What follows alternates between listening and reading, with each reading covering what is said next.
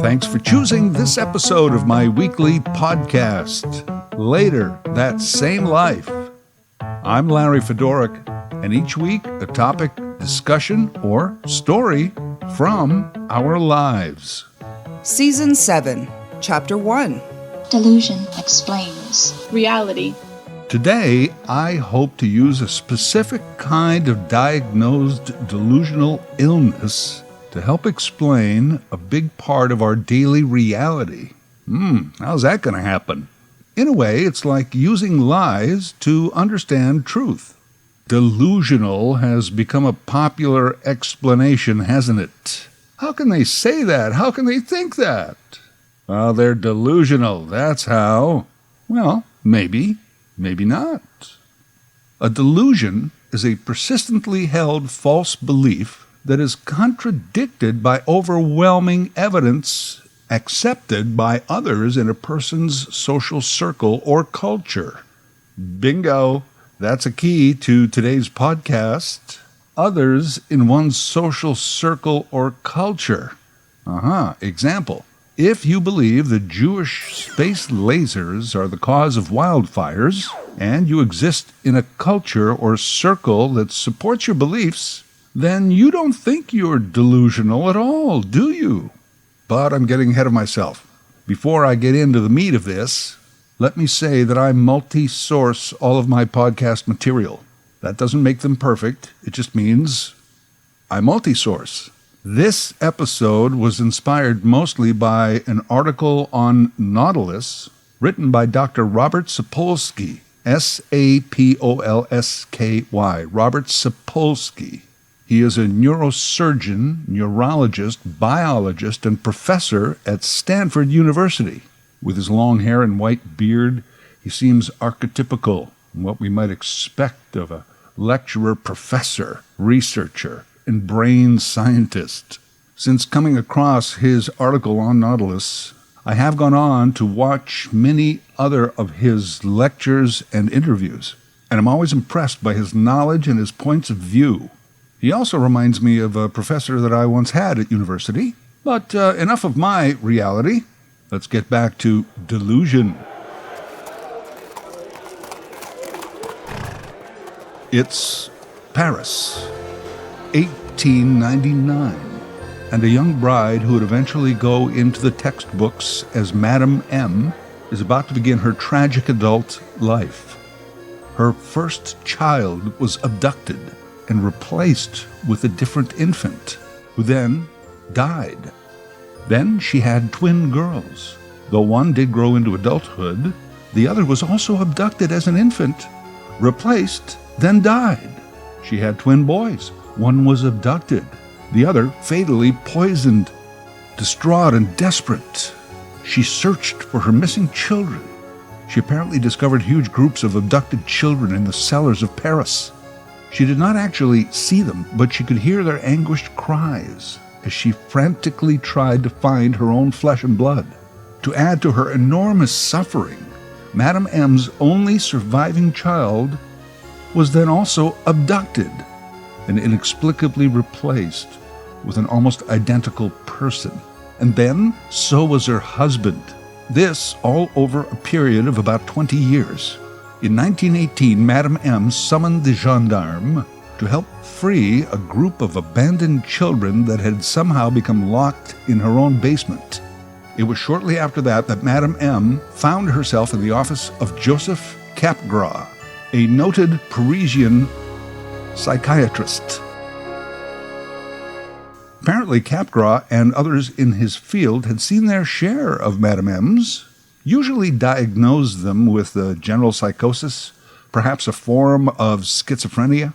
But Capgras felt that this particular delusion was something different. It was the early days of modern psychiatry, but Capgras was a little ahead of his time in his thinking. As a psychiatrist, he believed that Madame M was suffering from some sort of brain disease, as opposed to, let's say, just being called crazy. Today, we understand that a lot of mental illness is just a physical illness, physically located in the most complex organ of the human anatomy, the brain. Now, not to discount a nice chat with a good therapist, but a lot of psychiatry today defaults to brain science, neurology. It's a fascinating area.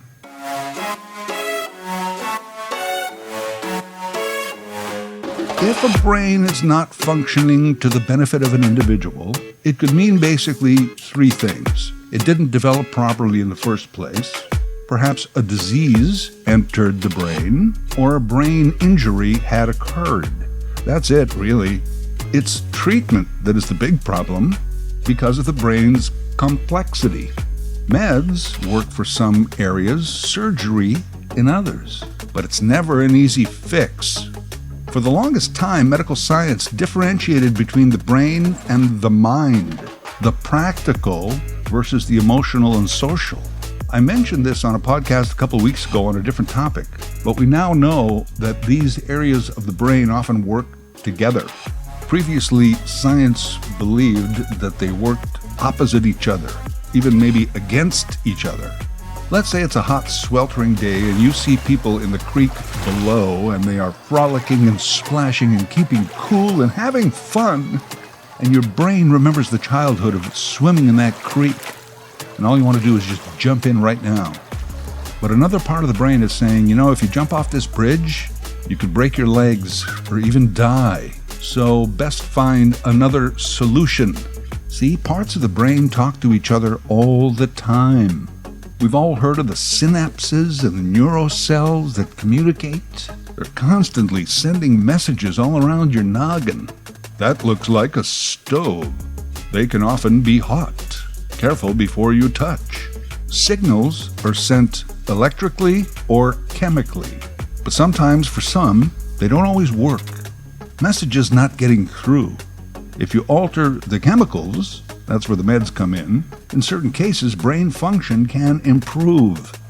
Electrical, well, obviously that's tougher. You may have heard of Neuralink. It's another Musk company, but they and others are working on this new kind of brain science, installing electrical connections in the brain where they might be naturally absent.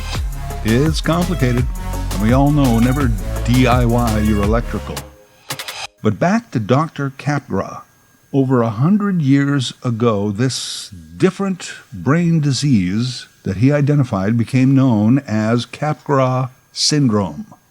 Important to remember, Capgras syndrome. It's this delusion that I will use, with Dr. Sapolsky's help, to explain reality. Over the decades, there have been several well-documented cases of Capgras syndrome. C-A-P-G-R-A-S, Capgras, if you're looking him up for yourself. In each case, someone seemingly suddenly wakes up to realize that a son or a daughter or a spouse or someone close to them has been abducted and replaced with an identical twin.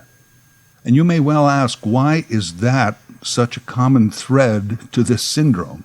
Well, that part is not exactly clear, except that the human brain, even when injured or diseased, is still a highly functioning machine, and it's also very creative. In its way, it's actually creating a very logical explanation to what just happened.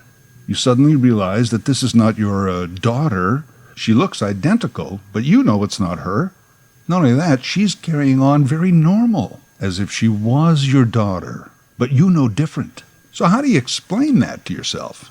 Well, the real one must have been kidnapped, and her replacement sent in.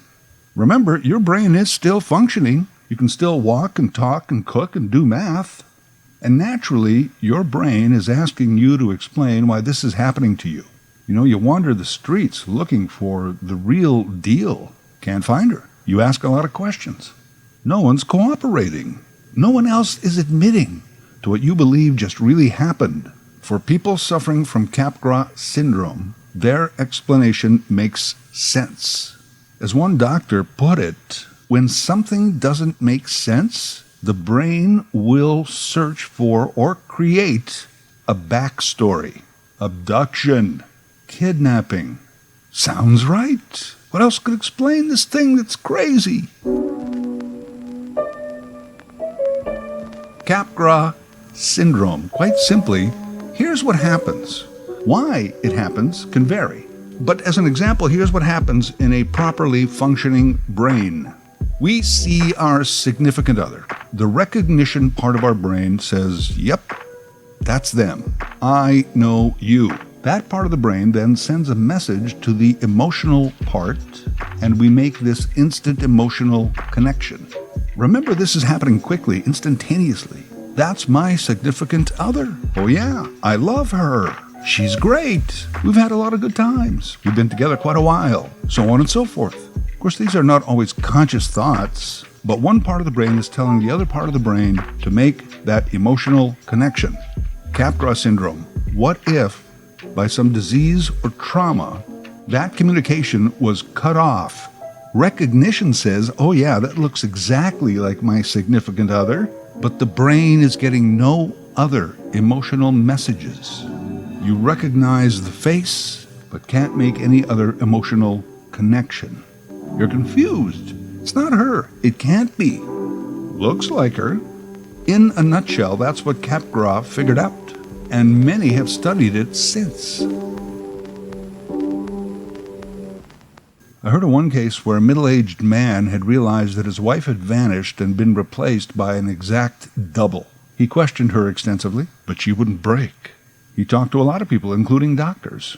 No one would believe him.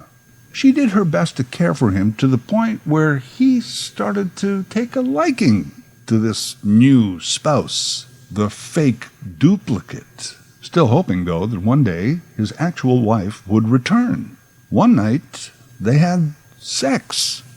So now on top of Capgras, this man was riddled with guilt and remorse. He had cheated on his wife, and in many ways now dreaded her return because he would have to confess his dalliance. A tangled web. Capgras syndrome, one strange brain disease. The great comedian Stephen Wright, I wonder if he knew about Capgras when he did his famous joke. I got up the other day and everything in my apartment had been stolen and replaced with an exact replica.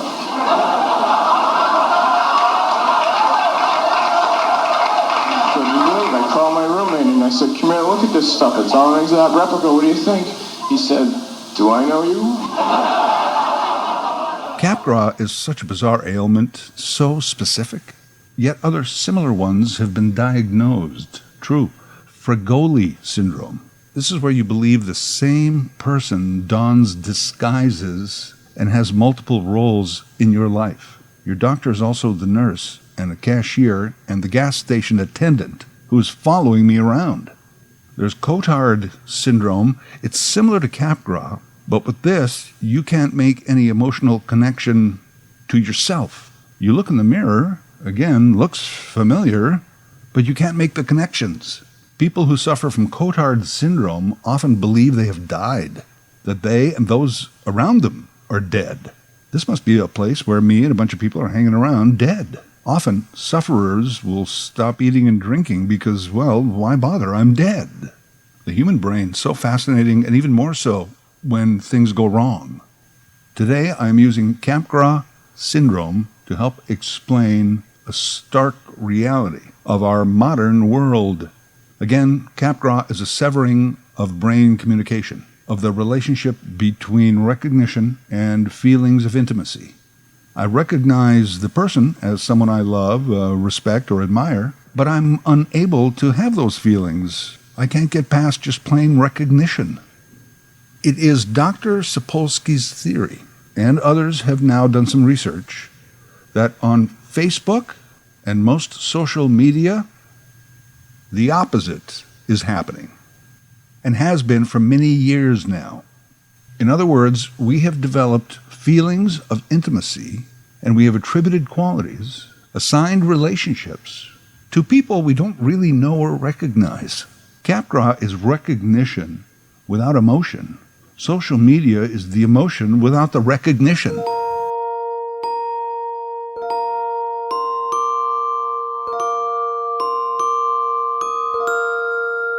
Social media in its current prodigious state. It's only been around for about 15 years. Before it, in the history of humans, 99% of human communication was face-to-face. Oh, sure, eventually we had mail. Some of us had pen pals. Through work, we could talk to the same person on the phone for years without ever actually having met them. Movies, radio, television. We started to have once-removed relationships.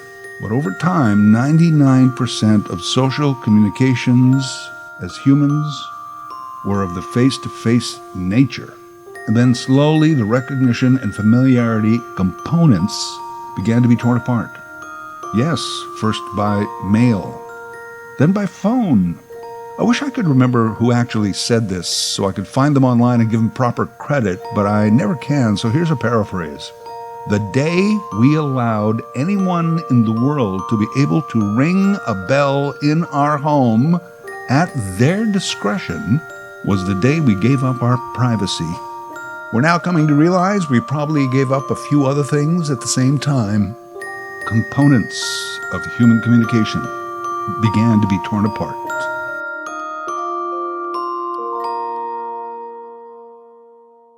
Today, communication is instant, constant, in full color, and sometimes 3D, and in our pocket. We talk in micro expressions, short forms, texts, and emojis. Emojis right there. We are attaching a feeling or an emotion by tapping on a graphic without the true recognition. Remember a few minutes ago when you first heard the definition of Capgras syndrome? You probably thought, wow, that's nuts. Yet you and I do the opposite, 30 times a day, and think nothing insane of it. Doesn't this delusion called Facebook or Instagram or Twitter or the others help explain the new reality? It does to me. A person with Capgras is not living a reality, and neither are we. There's a huge gap between what's happening and what we think is happening. I'm not saying get off social. It can be a lot of fun. It's a useful tool, but let's understand it as we click along. I'm sure that social media has offered solutions to many people in many areas. But also, there's not one problem in this world right now, big or small, that hasn't been exacerbated by it. In the 50s and 60s, there was big tobacco. Then for 30 years, big auto. And this century, big data. Death by large industry. And through each one, there were voices in the background warning us. It's going to kill us. We have to make changes.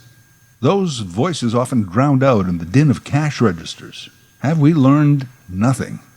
Dr. Sapolsky's premise, to understand Facebook, we must understand Capgras syndrome. To quote his article on Nautilus directly, today we think that what is false and artificial in the world around us is substantive and meaningful. It's not that loved ones and friends are mistaken for simulations, but that simulations are mistaken for them, unquote. To close on a bit of a side note, I'm not really here to promote Dr. Sapolsky, but one of his books is called Why Zebras Don't Get Ulcers. You can check out his YouTube video lecture about it. It's very interesting. It helps explain how humans handle stress. Spoiler alert, we handle it pretty badly. It seems the more cognitive a creature is in this world, the more likely we are to die of a stress-related disease. Sapolsky was a real find for me. I added him to my list. I got maybe a dozen, maybe up to 20 people like him. I seek out their content and their wisdoms, especially in times of stress and turmoil, which lately seems all the time. It's like I have my own personal council of advisors. Because people always say, especially when another Trump, DeSantis, or Kanye pop up, what is happening in the world? Have we lost it? Well, yeah, it is interesting times, but there's a lot of smart people out there. They are thinking and talking to move us forward. We've got to seek them out more than we do the top story on CNN. Wisdom over volume.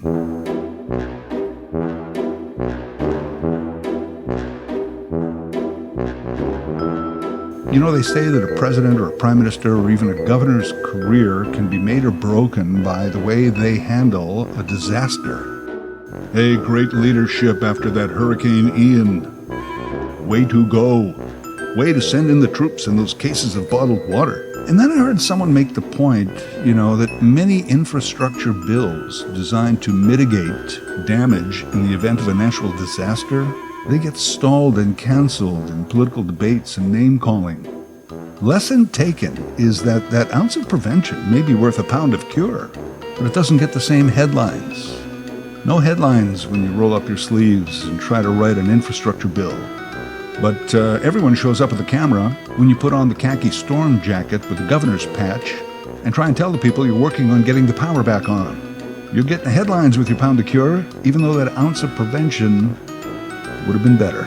And getting the headlines appears to be where it's at. We've got to improve our recognition and make proper emotional connections, and in that order. And I'd like to paraphrase the old saw and say that an ounce of thinking is actually worth more than a pound of stupid. Later That Same Life is written, voiced, and produced by Larry Fedoruk. LarryFedoruk37@gmail.com. Subscribe to Larry's podcast YouTube channel. Get automatic notifications with each new episode.